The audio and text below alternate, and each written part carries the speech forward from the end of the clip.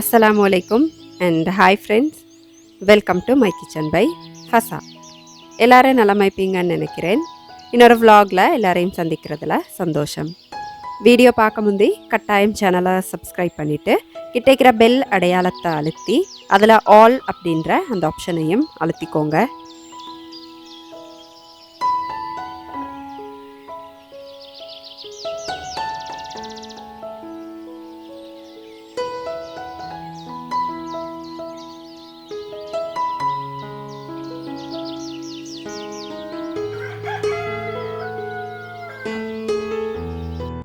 காலை நேரம் இந்த நாள் மாதிரியே அழகாக விடிஞ்சிருச்சு. அப்போ காலையில் என்ன செய்ய போகிறேன் அப்படின்னா, நேற்று கொஞ்சம் உப்பு தேசிக்காய் போட்டு வச்சுருந்தேன். ஏன்டா எங்கட பக்கத்துல எல்லாம் தேசிக்காய் நல்லா மலிவாக கிடைக்கிது, அதோட வெயிலும் நல்லா அடிக்குது. அப்போ இந்த காலம்தான் உப்பு தேசிக்காய் போடுறதுக்கு சரியான காலம். தேசிக்காவை பதனிட்டு நிறைய காலத்துக்கு பயன்படுத்துறதுக்கு செஞ்சு வைக்கிற ஒரு முறை தான் இந்த உப்பு தேசிக்காய். இன்ஷா அல்லாஹ் இது எப்படி செஞ்சேன் அப்படின்றத ஒரு குட்டி வீடியோவை உங்களோட ஷேர் பண்ணுறேன். சில பேருக்காவது அது பிரயோசனமாய்க்கும் அப்படின்னு நினைக்கிறேன். இன்றைக்கி கார்டனுக்கு என்ன பறிச்சிட்டிக்கிறேன் அப்படின்னா, இன்றைக்கு ஒரு சிம்பிளான ஆனால் ஒரு ஸ்பெஷலான ஒரு லஞ்ச் செய்வோம் அப்படின்னு தான் பச்சை கொச்சிக்காய் கொஞ்சம் பறிச்சிட்டிக்கிறேன். ஸ்ரீலங்காவில் இருக்கிற விலைவாசிக்கு ஸ்பெஷலாகவும் சாப்பிடணும், ஆனால் அது கொஞ்சம் சிம்பிளாகவும் மீக்கணும் அப்படின்டா கட்டாயம் நான் இன்றைக்கி செய்ய போகிறேன் இந்த மந்தி ரெசிப்பியை உங்களுக்கு முயற்சி செஞ்சு பார்க்கலாம். அப்போ நான் இன்றைக்கி கொஞ்சம் பச்சை கொச்சிக்காய், கொஞ்சம் புதினா இலை, அதோட கொஞ்சம் கறி கொச்சிக்காய், கருவேப்பிலை தான் பறிச்சிக்க போகிறேன். என்னதுக்கு இந்த கார்டன் கிளிப்பை சேர்த்தேன் அப்படின்னா, கட்டாயமாக இயற்கை விவசாயத்தை நம்பி இனி வரும் காலங்களிலாவது இயற்கை விவசாயத்துக்கு பழகிக்கோங்க. ரசாயனத்தில் வந்த விவசாயம் எங்களுக்கு தேவையில்லை. அதால் தான் நாங்கள் இன்றைக்கி இந்த நிலைமையில் இருக்கிறோம் இல்லையா. அப்போ என்ற வரைக்கும் உங்களோட வீட்டு தோட்டத்தில் நீங்கள் செய்கிற விவசாயத்தை இயற்கை விவசாயமாக கட்டாயம் செய்யுங்க. என்னொரு அன்பான ரிக்வெஸ்ட் மாதிரி நான் கேட்டுக்கிறேன். அப்போ கறி கொச்சிக்காய் தான் இப்போ பறிச்சிட்டிக்கிறேன். மிச்சம் தேவையில்லை, தேவையான அளவு மட்டும்தான் நான் பறிச்செடுப்பேன். ஏன்டா எங்களுக்கு தேவைப்படக்கலை ஃப்ரெஷ்ஷாக பறிச்சு கேளும் அப்படின்றதால.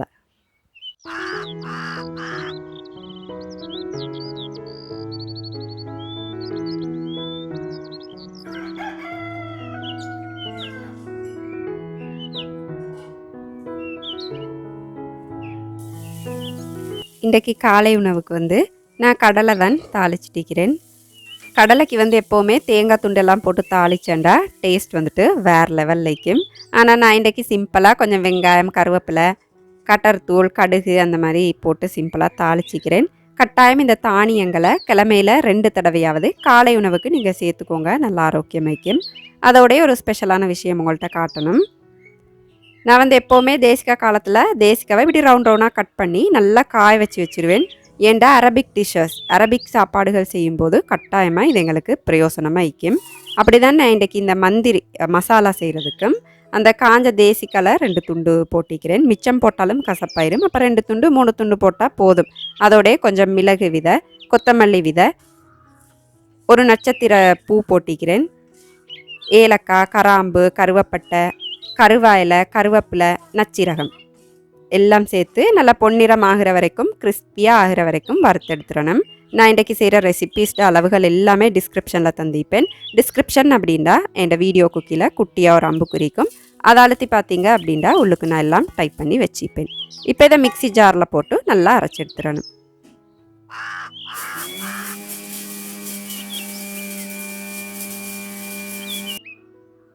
இப்போ இதுதான் மந்தி மசாலா. இந்த மசாலா போட்டு செஞ்சோம் அப்படின்றாதான் இந்த பிரியாணி நல்லா டேஸ்ட் ஆகிக்கும். அதோட கலருக்கு கொஞ்சம் மஞ்சத்தூள், காரத்துக்கு தேவையான அளவு கொச்சிக்காத்தூள் கொஞ்சமாக சேர்த்துக்கோங்க.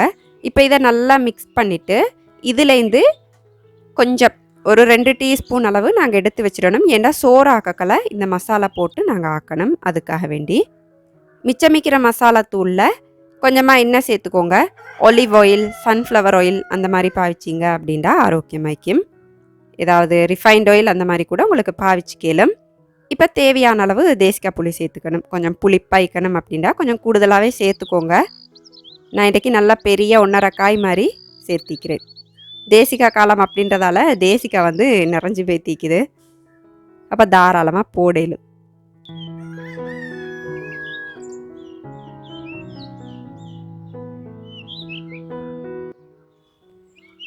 இப்போ தேவையான அளவு உப்பு சேர்த்துக்கோங்க. நாங்கள் இந்த மசாலா வச்சு தான் சிக்கனை வந்து கோழியை வந்து மேரினேட் பண்ணி வைக்க போகிறோம்.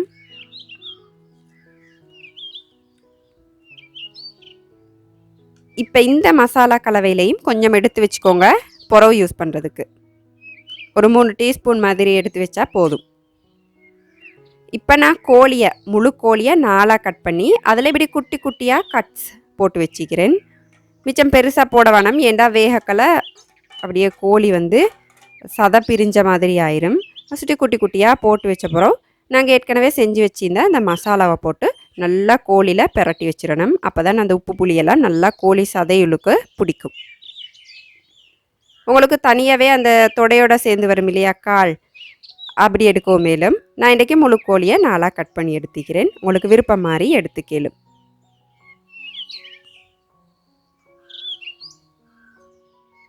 இப்போ இப்படி நல்லா பூசிட்டு 2லேருந்து 4 மணித்தியாலங்கள் நல்லா உப்பு புளியை பிடிக்கிறதுக்கு ஃப்ரிட்ஜில் வச்சிடணும்.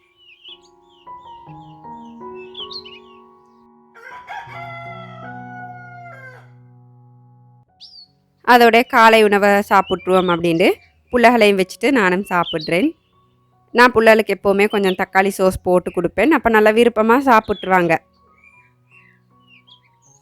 பயறுகளை வச்ச அப்படின்னா தேங்காய் பூவில் கொஞ்சம் சீனி போட்டு கொடுத்தா நல்லா விருப்பமாக சாப்பிடுவாங்க.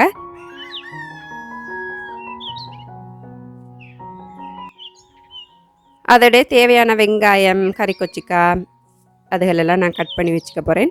இந்த மந்தி பிரியாணிக்கு தக்காளி நான் சேர்க்குறல்ல, உங்களுக்கு விருப்பம்டா மீடியம் சைஸில் ஒரு காய் கட் பண்ணி சேர்த்துக்கலும். ஆனால் தேசிக்காய் புளியில் செஞ்சேன்டா டேஸ்ட்டும் ஆரோக்கியம் வந்துட்டு கூடுதலாயிக்கும். சரியாக 3 மணித்தியாலத்துக்கு பிறகு என் கோழி வந்து நல்லா உப்பு புளி பிடிச்சிருந்துச்சு. அப்போ அவிக்கிறதுக்கு பயன்படுத்துகிற எந்த பாத்திரத்திலையாவது வச்சு இப்போ நான் காட்டுற மாதிரி நல்லா பரத்தி வச்சு அவிச்செடுத்துடணும்.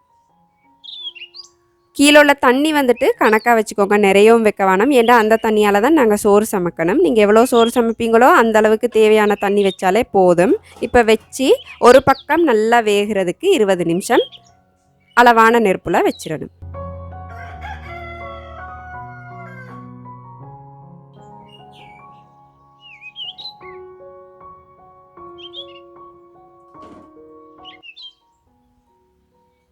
அப்படியே மற்ற வேலைகளையும் கொஞ்சம் செஞ்சு வச்சோம் அப்படின்டா லேசாக சமைச்சு முடிச்சிடலாம் அப்படின்னு தான் செஞ்சுட்டிக்கிறேன்.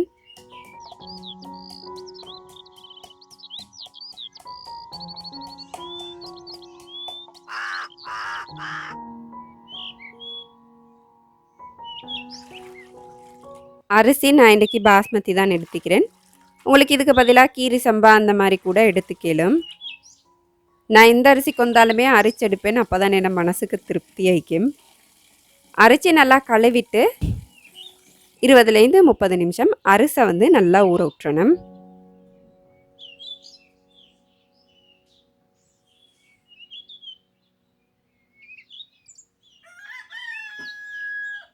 இப்போ அதை அப்படியே வச்சுட்டு என் கோழி வந்து ஒரு பக்கம் நல்லா 20 நிமிஷம் நல்லா வெந்த பிறகு நான் அடுத்த பக்கத்துக்கும் பிரட்டி போட்டுறேன். போட்டு அடுத்த பக்கமும் நல்லா வேகிறதுக்கு 20 நிமிஷம் அளவான நெருப்பில் வச்சிடணும்.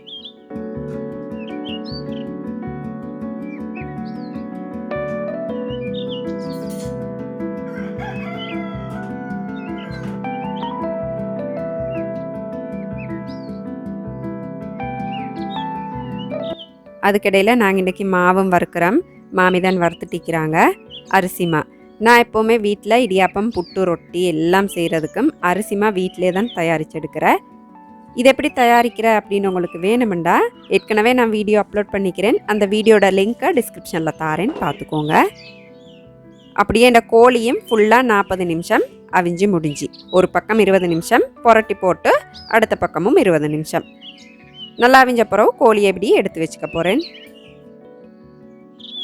இப்போ கோழி அவிக்கும்போது அந்த கோழியோட டேஸ்ட் எல்லாம் இறங்கிக்கும் இல்லையா, அந்த ஆவியால் அப்படியே வந்து வடிஞ்சிக்கும் இல்லையா, இந்த தண்ணியை நாங்கள் பத்திரமா வச்சுக்கணும். இதை வச்சு தான் நாங்கள் அந்த சோறு வந்து சமைப்போம், சிக்கன் ஸ்டொக் அப்படின்னு சொல்லலாம்.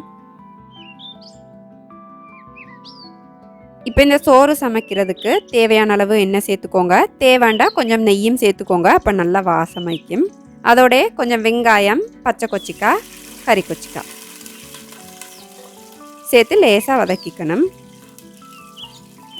தக்காளி வேணும் அப்படின்னா இந்த ஸ்டேஜில் உங்களுக்கு சேர்த்து கேளும் ஒரு மீடியம் சைஸ் தக்காளி. நான்டா தேசிக்காய் புளி மட்டும்தான் சேர்த்து செய்கிறேன். அதோட கொஞ்சம் மசாலாக்கள் சேர்த்துக்கோங்க. நச்சீரகம், மிளகு விதை, கராம்பு, ஏலக்காய், அன்னாசி பூண்டு.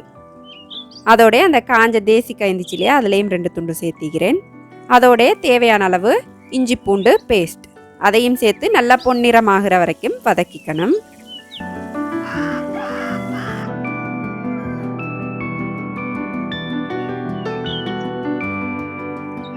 இப்போ வெங்காயம் எல்லாம் நல்லா பொன்னிறமாக வதங்கின பிறகு நாங்கள் ஏற்கனவே கழுவி ஊற வச்சிருந்த அரிசியை போட்டு அரிசி வேகிற அளவுக்கு தேவையான தண்ணி வந்து அந்த சிக்கன் ஸ்டொக் தான் சேர்க்கணும். அதுவும் சாட சூட்டோட தான் சேர்க்கணும். அப்போ தான் அரிசி குழையாமைக்கும். நான் எனக்கு 1 கப் அரிசிக்கு 1.5 கப்பை விட கொஞ்சம் கூடுதலாக தண்ணி சேர்த்திக்கிறேன். உங்களோட அரிசியை பொறுத்து தண்ணி சேர்த்துக்கோங்க.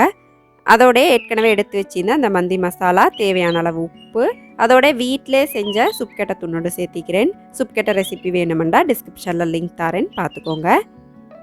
தேசிக்காய் புளி சேர்த்துக்கோங்க. உங்களுக்கு புளி போதாத மாதிரி இருக்குது அப்படின்னா நான் கொஞ்சம் சேர்த்தேன். ஆனால் எனக்கு அது ஷூட் ஆகிப்பட்டில்லை. புளியை பார்த்துட்டு உங்களுக்கு சேர்த்துக்கலாம். இப்போ நெருப்பை கொஞ்சம் கூடுதலாக வச்சு அரிசியும் தண்ணியும் ஒரு மட்டம் வர வரைக்கும் வேக வச்சுக்கணும்.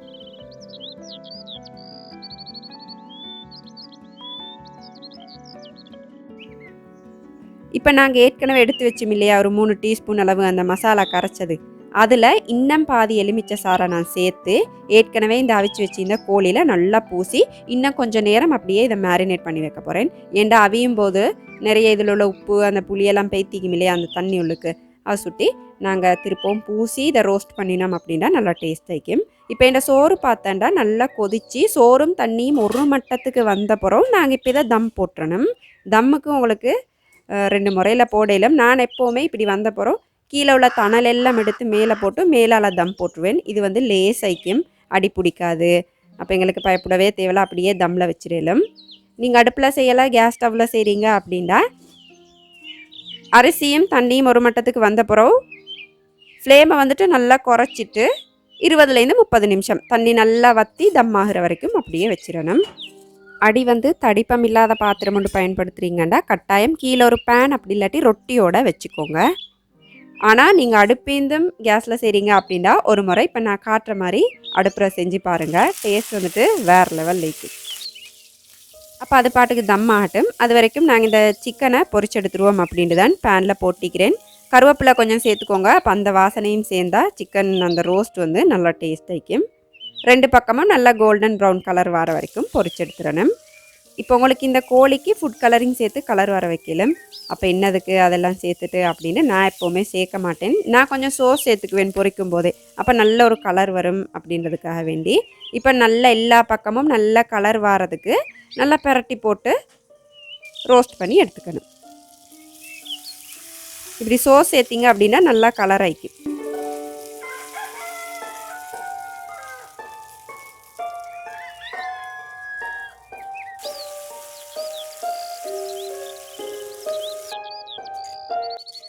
அது பொரியக்கலையே நான் சிம்பிளாக ஒரு சாலட் மாதிரி செஞ்சுக்கிறேன். கொஞ்சம் கெக்கிரி, வெங்காயம், பச்சை கொச்சிக்காய், மயோனைஸ், உப்பு மிளகு தூள் போட்டு சம்பல் மாதிரி பிரட்டி எடுத்துக்கிறேன்.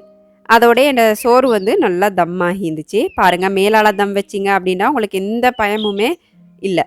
அது கணக்காக தம்மாகி நல்லாய்க்கும். அதோடய இறக்க கிட்டவாகி கொஞ்சம் நெய் சேர்த்துக்க போகிறேன். ஆனால் உங்களுக்கு விருப்பம்டா மட்டும் சேர்த்துக்கலும், இல்லாட்டி இதை வந்து உங்களுக்கு ஸ்கிப் பண்ணிடலாம். மேலால் வந்து கொஞ்சம் ரஃப் ஆகிக்கிற மாதிரி இருக்கும் சோறு, மேலால் தம் வச்சதால்.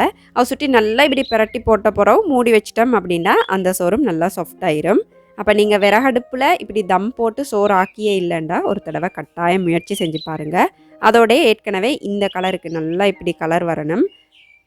கலருக்கு நல்லா ரோஸ்ட் பண்ணி வச்சிருந்த கோழி துண்டுகளை இப்படி நல்லா பரத்தி வச்சுட்டு இதுக்கு நல்ல ஒரு ஸ்மோக்கி ஃப்ளேவர் வந்து கொடுத்துடணும். ஏன்னா அந்த அரபிக் டிஷ்ஷஸுக்கெல்லாம் பொதுவாக அந்த சாக்கோல்னு சொல்லுவோம் இல்லையா, அந்த சிரட்டை கறி, அது வச்சு ஒரு ஸ்மோக்கி ஃப்ளேவர் கொடுப்பாங்க. அது நல்லா டேஸ்ட் ஆகிக்கும். அப்போ நேற்று இன்றைக்கி சாக்கோல் இல்லை அப்படின்றதால நான் வந்து சின்ன ஒரு சிரட்டை துண்டை நல்லா இப்படி பற்ற வச்சு எடுத்துட்டு அதுக்கு நெய்க்கு பதிலாக உங்களுக்கு எண்ணெய் மூத்தையிலும் ஊற்றி மூடி வச்சிட்டோம் அப்படின்னா அந்த ஸ்மோக்கி ஃப்ளேவர் வந்துட்டு எங்களுக்கு செலவில்லாமல் கிடச்சிரும். நல்லா டேஸ்ட் ஆகிக்கும். ஏலம்டா ஒரு தடவை முயற்சி செஞ்சு பாருங்கள். இப்போ அந்த புகையெல்லாம் சாப்பாட்டில் நல்லா இறங்கினப்புறம் பரிமாற முன்னுக்கு கொஞ்சம் ப்ளம்ஸ் கஜு அதை நெய்யில் அப்படி இல்லாட்டி எண்ணெயில் வறுத்துட்டு உங்களுக்கு தூவேலும் அதோடைய அந்த கோழி துண்டுகளை பரத்தி தேசிக்காய் துண்டு என்னவாவது ஒரு இப்போ ஸ்பெஷலாக அரபிக் டிஷ்ஷஸில் வந்துட்டு இதோட சாப்பிட்றதுக்கு அந்த தக்காளி பேஸ்ட் மாதிரி ஒன்று செய்வாங்க. எங்களோட வீட்டில் அது விருப்பம் இல்லை, அதனால தான் நான் இன்றைக்கி அந்த கெக்கிரி வச்சு அந்த சம்பல் செஞ்சிருந்தேன். உங்களுக்கு விருப்பம்டா அதையும் செஞ்சுக்கலும். இந்த கோழிக்கு மேலே அந்த தேசிக்காய் புளியை நல்லா புளிஞ்சு விட்டுட்டு சாப்பிட்டோம் அப்படின்டா டேஸ்ட் வந்துட்டு வேறு லெவல்லைக்கும். அப்போ மிச்சம் செலவு மீக்கப்படாது, ஆனால் நல்லா ஸ்பெஷலாகவும் சாப்பிடணும் அப்படின்ற பட்சத்தில் நீங்கள் கட்டாயமாக இந்த மந்தி பிரியாணி ரெசிப்பியை ட்ரை பண்ணி பார்க்கலாம்.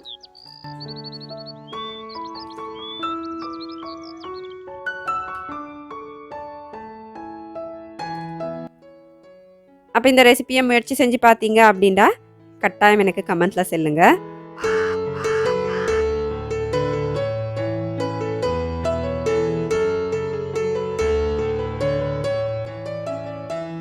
இந்த வீடியோ உங்களுக்கு சுவாரஸ்யமாக இருந்திக்கும் அப்படின்னு நினைக்கிறேன். ஸோ லைக் பண்ணுங்கள், ஃப்ரெண்ட்ஸ் அண்ட் ஃபேமிலி கூட ஷேர் பண்ணிவிட்டு மறக்காமல் சேனலை சப்ஸ்கிரைப் பண்ணிக்கோங்க. அளவாக சாப்பிடுங்க, அந்த அளவில் ஆரோக்கியத்தை அதிகமாக சேர்த்துருங்க. வாழ்க வளமுடன். தேங்க்ஸ் ஃபார் வாட்சிங்.